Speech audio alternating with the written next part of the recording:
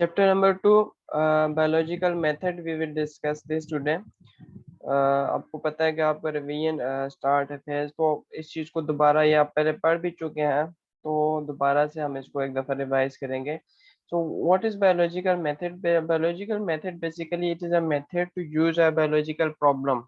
Biological problem क्या होती है कि कोई भी अगर आपके जहन में रिलेटेड टू द बायो या रिलेटेड टू द साइंस आप कह दें, कोई भी क्वेश्चन आता है या कोई आप कह दें कि कोई चीज़ नई आप डेवलपमेंट करनी है या रिसर्च करनी है, वो बेसिकली कैसे करेंगे. देयर इज अ मेथड, उस मेथड को हम कहते हैं बायोलॉजिकल मेथड बेसिकली. तो अगर आपके जहन में फॉर एग्जांपल कोई भी क्वेश्चन आता है, कोई चीज़ आपको फॉर एग्जांपल नहीं समझ आती है, आप कहते हैं कि मैंने ये चीज़ समझनी है, मैंने इस चीज़ को रिसर्च करना है, तो कैसे आप करेंगे. वो मेथड बेसिकली आपके पास कौन सा बायोलॉजिकल मेथड है जिसके थ्रू आप कोई भी प्रॉब्लम जो है वो सॉल्व करेंगे. देयर आर डिफरेंट स्टेप्स जो कि बायोलॉजिकल प्रॉब्लम को सॉल्व करने में होते हैं. सबसे पहले फर्स्ट स्टेप है इसमें, that is the recognition of biological problem, कि सबसे पहले बायोलॉजिकल प्रॉब्लम को रिकॉग्नाइज करना है आपने. Then second one is observation, third one is hypothesis, and fourth one is deduction, fifth जो है आपके पास एक्सपेरिमेंटेशन है, देन समराइजेशन ऑफ रिजल्ट्स है, and at the end reporting of the results. These are the different steps of a biological method which are used to solve a biological problem. We will discuss each steps one by one. सबसे पहले हम देखते हैं what is recognition of problem. This is the first step. First step में आपको क्या करना होता है कि आपने कोई प्रॉब्लम रिकॉग्नाइज करना है कि either there is any problem और नॉट. अब ये तो नहीं है कि आपके जहन में कोई क्वेश्चन आया लेकिन वो कोई ऐसी बात है जो कि आप कहीं लॉजिकल बात है ही नहीं है. ठीक है, तो आपने सबसे पहले बेसिकली कोई ऐसा क्वेश्चन जो या प्रॉब्लम जो भी है बायोलॉजिकल, वो क्वेश्चन जो है वो या तो आपके माइंड में आता है या किसी और के माइंड में कोई भी चीज़ आती है, तो वो आपने रिकॉग्नाइज करना है कि हाँ जी ये लॉजिकल क्वेश्चन है, तो इसके ऊपर जो है आगे इसके ऊपर रिसर्च की जा सकती है. ठीक है, so this is the first step, recognition of biological problem. Then उसके बाद नेक्स्ट स्टेप है दैट इज द ऑब्जर्वेशन, कि आपने उस चीज को जो आपका प्रॉब्लम है देन उस पे आपने ऑब्जर्व करना है, ऑब्जर्वेशन की जाए की. ठीक है, ऑब्जर्वेशन बेसिकली आपके पास मोस्टली 5 सेंसेस से की जाती है, जिसमें विजन है, hearing, smell, taste and touch है. ठीक है, कि आप उस चीज को देखेंगे, उनको सुनेंगे, उसकी स्मेल करेंगे, टेस्ट है, टच है. तो इन जो 5 सेंसेस हैं इनसे आप उस चीज को क्या करेंगे, ऑब्जर्व करेंगे. ठीक है, ऑब्जर्व करेंगे तो कुछ समहाउ आपको थोड़ा सा आइडिया हो जाएगा कि what is that problem, and then आप उस पर इजीली आगे अपना वर्क कर सकते हैं. ठीक है, ऑब्जर्वेशन बेसिकली हम इसको डिवाइड करें तो it can be divided into two, आप कह दें कि टाइप्स है. Number one is quantitative observation and second one is the qualitative observation. Quantitative observation word quantity से निकला है, जिसमें आपके पास क्या होती है कि there is exact number of, ये आपके पास होते हैं कि किसी भी चीज के बारे में बात करें तो उसके एग्जैक्ट नंबर्स होते हैं. ठीक है, आपके पास वो चीज मेजरेबल होती है कि आप किसी चीज के बारे में बात करते हैं कि आप कहते हैं कि मेरे पास 10 रुपए हैं, तो आपके पास 10 रुपए जो है इस मीन के दिस इज द 10 रुपीज जो है वो आपके पास एग्जैक्ट नंबर है. अब 10 रुपीज से 11 रुपीज भी नहीं है, 9 रुपीज भी नहीं है, आपका 10 का मतलब है 10. ठीक है, सो दिस हम कहते हैं दिस इज क्वांटिटेटिव ऑब्जर्वेशन, जिसमें आपके पास फॉर्मर जो है वो इनवेरिएबल है. इनवेरिएबल मीन वेरी नहीं करते, चेंज नहीं हो सकता है. ठीक है, लाइक 10 रुपीज आपके पास है तो इट मीन कि वो 10 के 10 ही है, ना वो 11 है ना वो 9 है, इनवेरिएबल है. ठीक है, and second thing is measurable. Quantity observation और मेजरेबल, कि आप उसको मेजर कर सकते हैं. ठीक है, 10 रुपीज एंड 10 रुपीज है, मेजर हो गए. ठीक है, so this is the quantitative observation. Second one observation होती है qualitative observation. Qualitative observation में जो there are not exact numbers. ठीक है, आप कहते हैं मेरे पास पैसे हैं, कितने पैसे हैं नहीं पता, 10 भी हो सकते हैं, 20 भी हो सकते हैं, 50 भी हो सकते हैं. ठीक है, so this is qualitative observation. आपके पास बात तो आपने ठीक है, आपके पास पैसे होंगे लेकिन एग्जैक्ट क्वांटिटी नहीं पता. तो क्वालिटेटिव ऑब्जर्वेशन में हम कहते हैं कि the formers are variable, mean के वेरिएबल मीन के वो चेंज होते रहे, आपके पास नहीं पता कि वो कितने हैं, 20 है, 50 है, 100 है. ठीक है, वेरिएबल है and not measurable. Qualitative observation में आपके पास जो होते हैं फॉर्मर्स होते हैं वो मेजरेबल नहीं होते, मीन्स कि आपके पास वो आप उनको मेजर नहीं कर सकते. ठीक है, फॉर एग्जाम्पल जैसे आपने कहा कि मेरे पास पैसे हैं, कितने हैं नहीं पता, आप उसको मेजर नहीं कर सकते. सो this is the qualitative observation. ठीक है, याद रखना है क्वांटिटेटिव ऑब्जर्वेशन आर ऑलवेज, आप कहते हैं कि मोर एक्यूरेट होती है एंड बेस्ट होती है as compare to qualitative observation. ठीक है,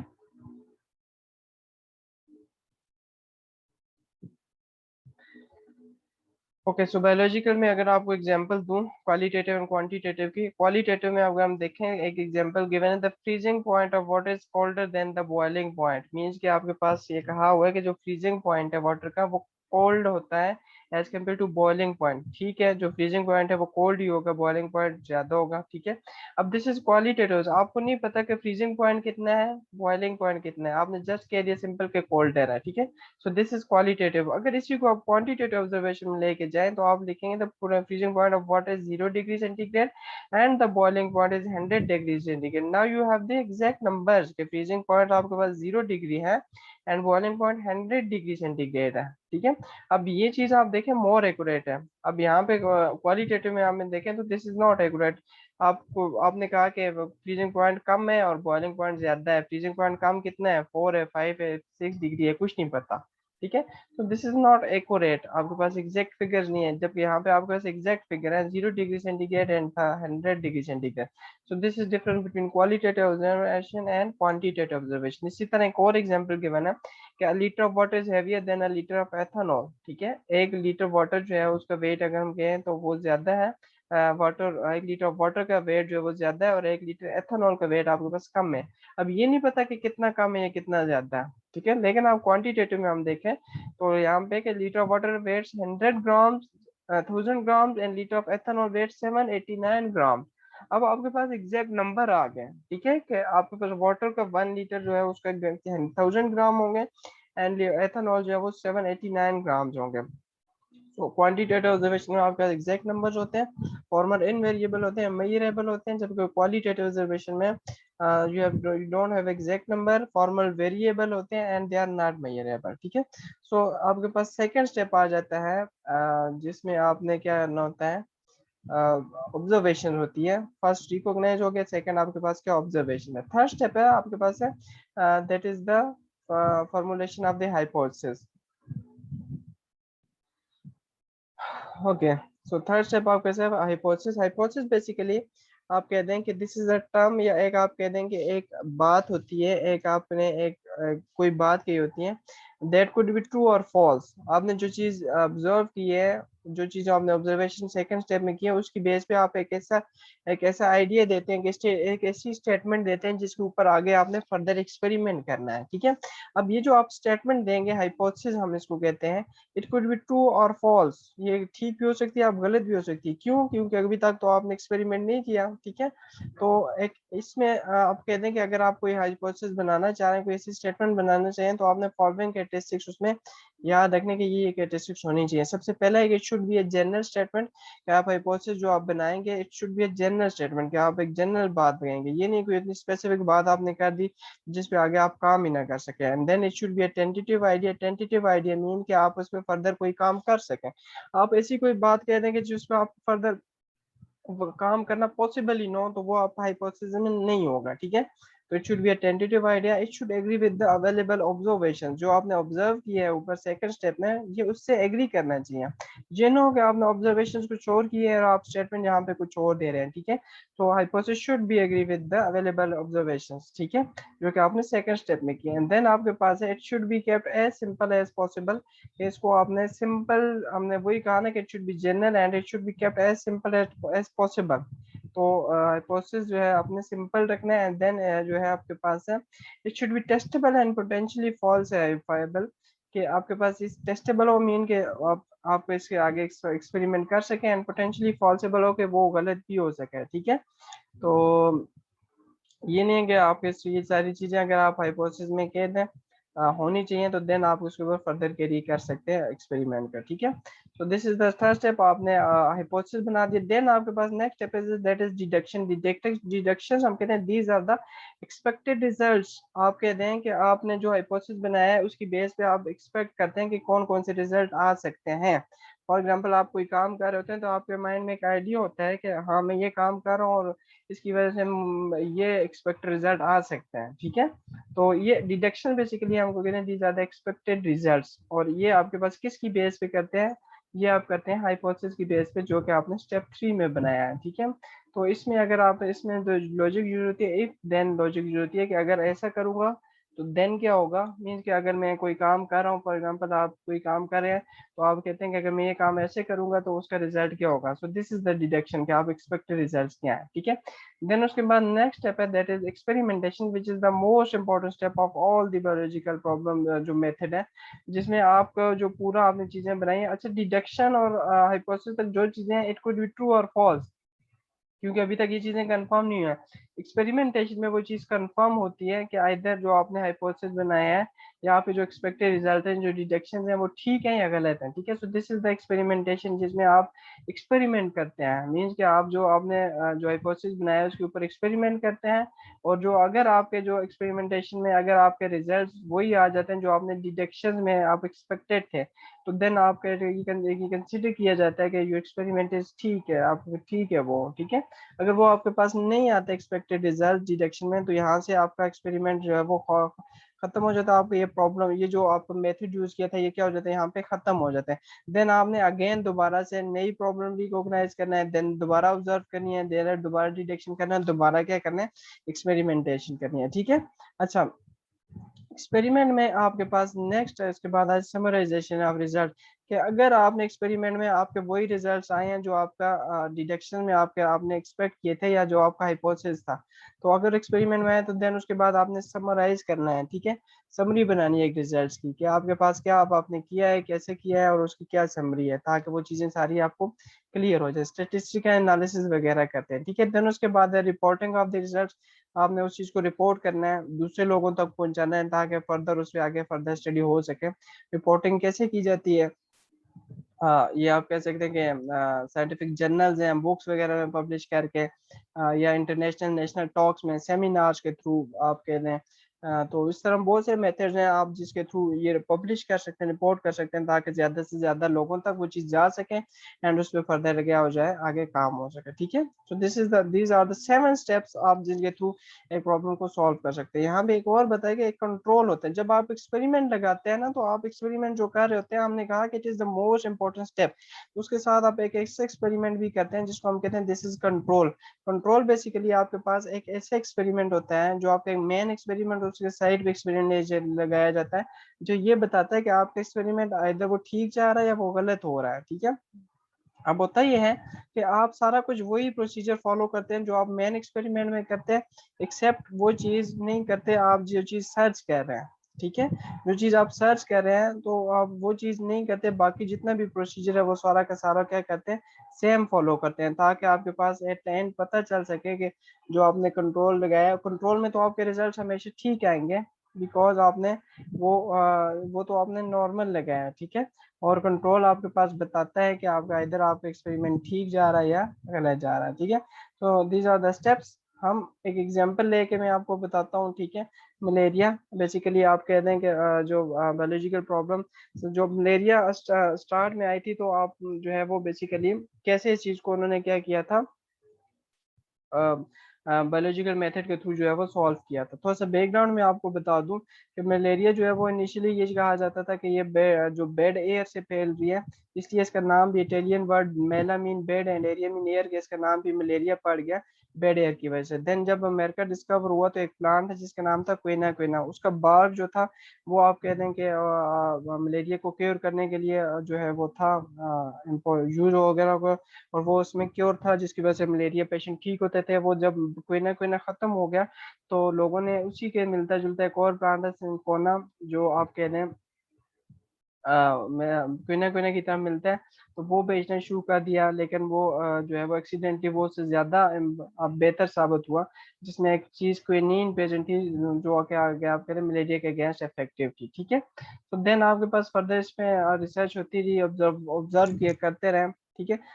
इसमें सबसे पहला स्टेप आ गया ना कि आप फाइंड करना है कि what is the basic cause of the malaria, so this is the by recognition of the problem, recognize करनी है कि आपने कॉज फाइंड करनी है। देन आपने ऑब्जर्व किया, ठीक है, ऑब्जर्व किया कि ये मलेरिया कैसे बेड एयर से फैलता है, नहीं कोई ना जो है, हाँ इसमें क्विनीन जो है वो इफेक्टिव है। देन आपने उसका जो मलेरिया पेशेंट है उसका ब्लड लेके देखा, तो उसमें एक टाइनी पार्टिकल प्रेजेंट था जिसको नाम दिया प्लाज्मोडियम का, ठीक है। तो ये आपने ऑब्जर्व सारी चीजें की। ऑब्जर्वेशन में क्या क्या किया कि मलेरियन मार्शिस एरियाज देखे, उनका कहा कि देयर इज सम रिलेशनशिप, ठीक है, कि जहाँ पे गंदा पानी होता था वहां पे मलेरिया ज्यादा फैलता था। So this is observation. Then आपके पास कहा कि quinine is effective drug from treating malaria, for treating malaria. So this is another observation. Then आपने कहा कि drinking of the water of marshes does not cause malaria, के एक किसी वॉलंटियर ने आपके पास ड्रिंक किया मार्शेस वाटर तो उसको मलेरिया नहीं हुआ, तो ये आपके पास ऑब्जर्व हुआ। देन आपने एक प्लाज्मोडियम देखा तो वो ब्लड में, तो इसे कहा कि प्लाज्मोडियम जो है वो आप कह रहे हैं कि मलेरिया पेशेंट के ब्लड में देखा गया। ये सारी ऑब्जर्वेशन थी, इनकी बेस पे हाइपोथेसिस बनाया गया। हाइपोथेसिस ये बनाया गया कि जो प्लाज्मोडियम देखा गया था, कि कहा गया कि प्लाज्मोडियम जो है it could be the reason for the cause of malaria. Hypothesis बनाया गया कि Plasmodium is the cause of malaria, ठीक है। अब इसकी बेस पे आगे फर्दर डिडक्शंस की गई। डिडक्शन ये की गई कि अगर प्लाज्मोडियम यही कॉज है मलेरिया का, तो जितने भी मलेरिया पेशेंट है they should have Plasmodium in their blood, ठीक है। If Plasmodium is the cause of malaria then all the patient ill with malaria should have Plasmodium in their blood, कि अगर वाकई है तो हर पेशेंट के होना चाहिए बात, ठीक है। अगर ये चीज हो जाती है तो देन ये क्लियर हो जाएगा कि प्लाज्मोडियम ही कॉज करती है मलेरिया को, ठीक है। देन उसके बाद आपके पास जी नवीद आ रहा है, आपका क्वेश्चन है कोई?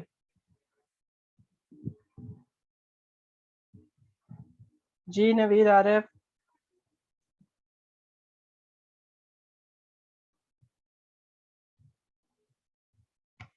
ओके नहीं है, ठीक है। तो देन उसके बाद एक्सपेरिमेंट किया गया। एक्सपेरिमेंट ये किया गया कि 100 मलेरियल पेशेंट का जो है वो ब्लड लिया गया और उसमें एग्जामिन किया जाया गया कि उनके जो ब्लड है उसमें बेसिकली प्लाज्मोडियम है या नहीं है, ठीक है। So this is the basic main experiment.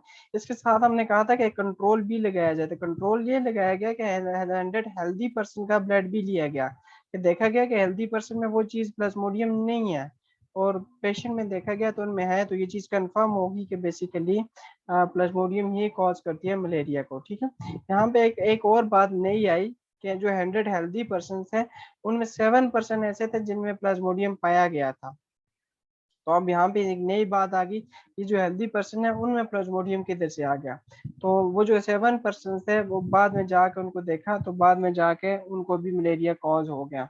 तो वो ये फिर ये चीज कंफर्म होगी कि वो बेसिकली प्लाज्मोडियम ही कॉज करती है मलेरिया को। लेकिन प्लाज्मोडियम जब वो 100 जो 7 हेल्दी पर्सन थे प्लाज्मोडियम उनके ब्लड में था, उसको हम कहते हैं that was in incubation period. Incubation period में था मींस के वो मलेरिया प्लाज्मोडियम इंटर तो हो गया था लेकिन उसने अभी तक अपने सिम्टम्स शो नहीं किए थे, ठीक है। सो कहते हैं कि जो अब प्लाज्मोडियम वो इनिशियली इंटर होता है, देन वो इंक्यूबेशन पीरियड में जाता है, मीन कि वो एकदम से अपने सिम्टम्स शो नहीं करता एंड देन आपके पास वो आहिस्ता सिम्टम शो करता है और वो कॉज करता है, ठीक है। तो ये चीज कंफर्म होगी कि मलेरिया ही जो प्लाज्मोडियम जो है it is the cause of the malaria. So this is how आप कहते हैं कि प्लाज्मोडियम जो प्लाज्मोडियम है वो कॉज फाइंड हो गया, ठीक है। इसके बाद सेकेंड प्रॉब्लम थी कि वो कैसे फैलता है, उस चीज को करना था। फिर वही बात हुई कि सेकंड प्रॉब्लम हुई कि how Plasmodium gets into blood of the man, उस चीज को उसी इसी स्टेप के थ्रू फॉलो किया गया कि सबसे पहले ऑब्जर्वेशन की गई कि जो आपके पास लोग people slept outdoor were more likely to get malaria than who slept indoor, के जो बाहर होते हैं उनको ज्यादा मलेरिया होता है एज कम्पेयर टू वो जो मीन्स के रूम में सोते हैं या इंडोर्स होते हैं। सेकंड उसके कि जो वो लोग जो नेट के नीचे सोते हैं, जाली के नीचे सोते हैं, उनको मलेरिया कम होता है एज कम्पेयर टू वो लोग जो नेट के नीचे नहीं सोते। फिर इसी तरह था कि individuals who slept near smoky fire, के जो स्मोक के करीब या फायर के करीब सोते हैं उनको भी मलेरिया नहीं होता। तो ये सारी ऑब्जर्वेशन की गई। उसके बाद हाइपोथेसिस कहा गया कि इन सारी चीजें देखें तो मस्कीटो बेसिकली आपके पास फायर के करीब नहीं होता तो उनको भी नहीं होता, या नेट के नीचे नहीं आता तो उनको कम होता है, या जो इंडोर होते हैं उनको भी कम होता है बिकॉज मॉस्किटो अंदर नहीं आता, ठीक है, ये कम आता है। तो इसकी बेस पर पॉसिबल बनाया गया कि मॉस्किटो जो है it could be the possible reason which transmit Plasmodium and so it is involve in the spread of malaria, ठीक है। ये आप हाइपोथेसिस बनाया गया। इसके ऊपर डिडक्शन बनाई गई।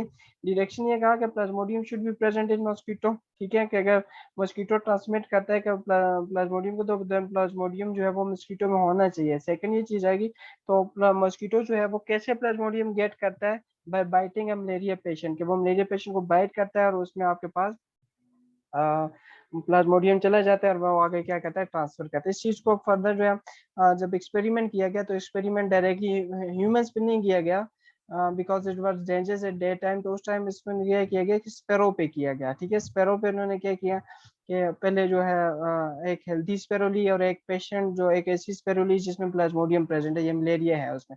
तो मस्कीटो एक्विलिक्स मस्कीटो था, उसको अलाउ किया कि वो जो सफरिंग कर रही है मलेरिया से उस स्पेरो को बाइट किया, और उसने देन आपके पास अलाउ किया कि वो हेल्दी स्पेरो को बाइट करे। जो हेल्दी थी कुछ दिनों के बाद वो भी उसमें क्या आ गई, मलेरिया हो गया। तो ये चीज कंफर्म होगी कि तो बेसिकली मस्कीटो ही ट्रांसफर कर रहा है प्लाज्मोडियम को, जिसने है जो मलेरियल जो आपके पास पेशेंट स्पेरो थी उससे हेल्दी में ट्रांसफर किया, ठीक है। देन बाद में जाके वो ह्यूमन पे भी किया गया, तो ह्यूमन्स में भी ये चीज कंफर्म होगी कि बेसिकली मस्कीटो ही आपके पास कैरी करता है जो आपके पास प्लाज्मोडियम को, ठीक है। तो ये चीज कंफर्म होगी कि मस्कीटो ट्रांसमिट करता है प्लाज्मोडियम को, एंड जो फर्स्ट में कहा था कि Plasmodium is the cause of malaria. Then आपके पास उसके बाद समरी बनाई गई, और समरी के बाद रिपोर्टिंग की गई। रिपोर्टिंग देखें आज हमारे पास ये बुक में है, इंटरनेट पे है, वीडियोस में है, पब्लिश है जर्नल्स में। तो ये this is the reporting of the results, हमारे तक ये चीज पहुंच गई, ठीक है। So this is the problem जो कि आपके पास यूज होती है to solve a biological problem, ठीक है। So this is it. अगर किसी का कोई question related to the topic तो वो भी मुझसे पूछ सकता है।